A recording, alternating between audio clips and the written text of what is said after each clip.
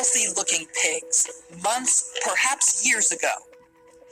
A new coronavirus spread silently within herds. Gradually, farmers started getting sick. Infected people got a respiratory illness with symptoms ranging from mild flu-like signs to severe pneumonia. Sickest required intensive care, many died. Experts agree unless it is quickly controlled, it could lead to a severe pandemic, an outbreak that circles the globe and affects people everywhere. The mission of the Pandemic Emergency Board is to provide recommendations to deal with the major global challenges arising in response to an unfolding pandemic. The board is comprised of highly experienced leaders from business, public health, and civil society. We could be looking at double the number of cases in 1 week and 16 times as many in a month if we are not able to stop the spread. That would be on the order of 500,000 cases, and it would continue to rise exponentially. In 3 months, we could be approaching 10 million cases. We're at the start of what's looking like it will be a severe pandemic. And there are problems emerging that can only be solved by global business and governments working together.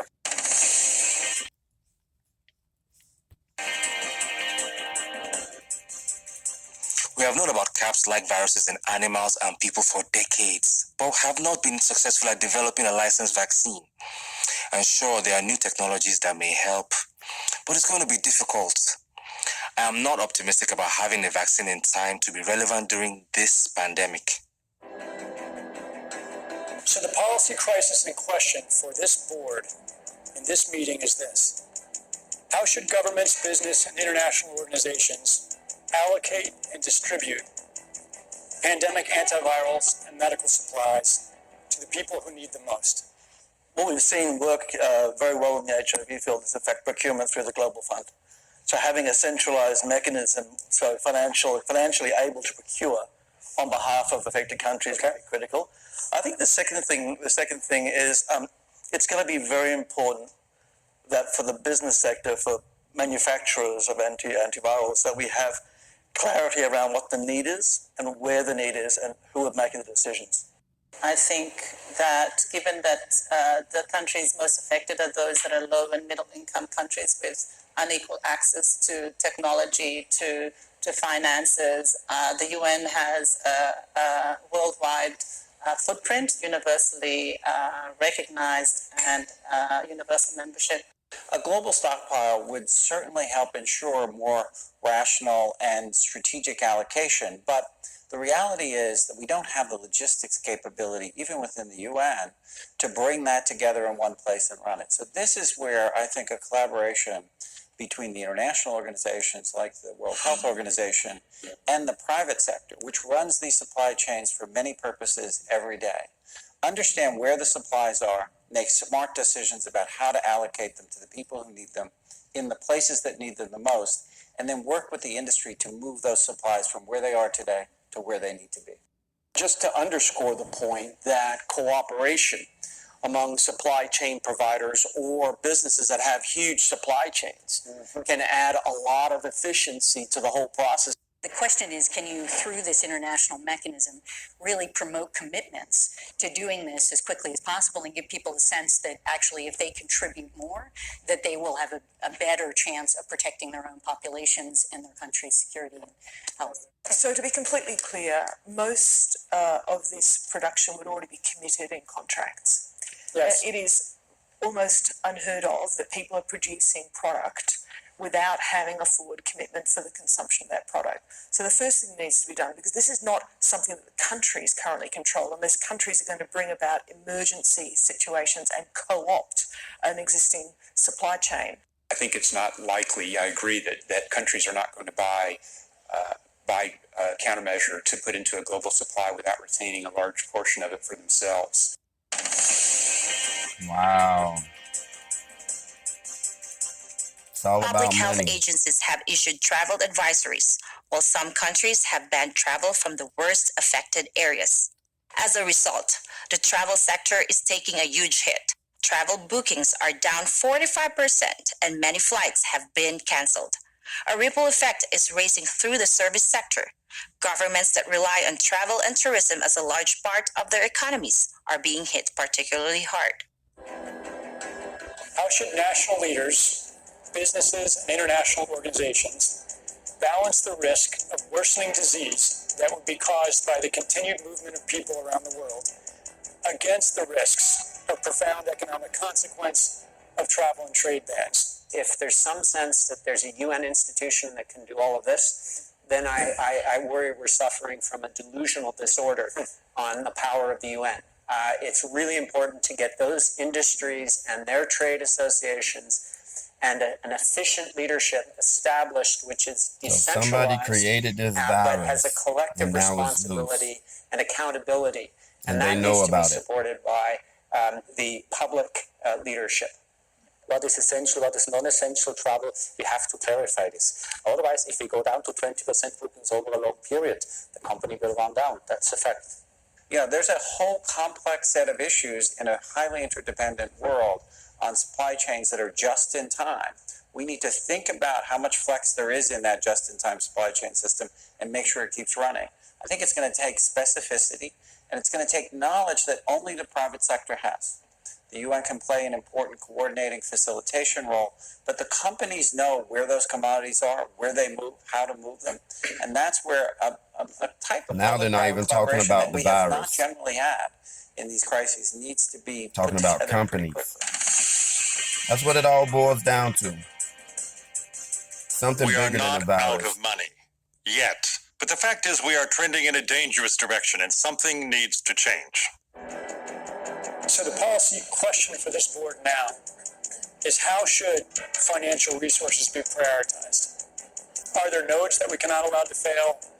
What is your sense of priorities? We don't have money to pay for all of these urgent problems. So at the moment, we want the fund, right? You need the money. So where's the money? So government kind of supplies some money. A lot of, private sectors, some are sitting here, you have some money. But now you need a really coordinated, centralized efforts. Hotels will be experiencing, crippling losses doing that. And we know that the hotel business in itself makes up 5% of the GDP. Governments need to be willing to do things that are out of their historical perspective, or for the most part, it's really a war footing that we need to be on. We shouldn't underestimate the power of entrepreneurship. We need to escalate that, whether it's through the government's helping with tax breaks or subsidies of that nature to increase manufacturing of those types of products. It can happen quickly. A Marshall-type plan, don't mean to say that exactly, but a Marshall plan that can go into effect can stimulate a change very quickly. Countries are reacting in different ways as to how best to manage the overwhelming amounts of and misinformation circulating over the internet. In some cases, limited internet shutdowns are being implemented to quell panic. Wow. How much control of information should there be, and by whom? Now they're going to shut down the false internet. Information be effectively challenged? And what if that false information is coming from companies or from governments? I think it's very important that we make sure that there is concise communication with all healthcare facilities where these patients are being treated so that there isn't mass panic. We're at a moment where the social media platforms have to step forward and recognize the moment to assert that they're a technology platform and not a broadcaster is over. They, in fact, have to be a participant in broadcasting accurate information and partnering with the scientific and health communities to counterweight, if not flood the zone of accurate information, because to try to put the genie back in the bottle of the misinformation and disinformation is nigh impossible. One thing we haven't spoken about, and I'm wondering whether it's time to talk about this, is a step up from the part of the governments on enforcement actions against fake news. I personally do not believe that trying to shut things down in terms of information is either practical or desirable.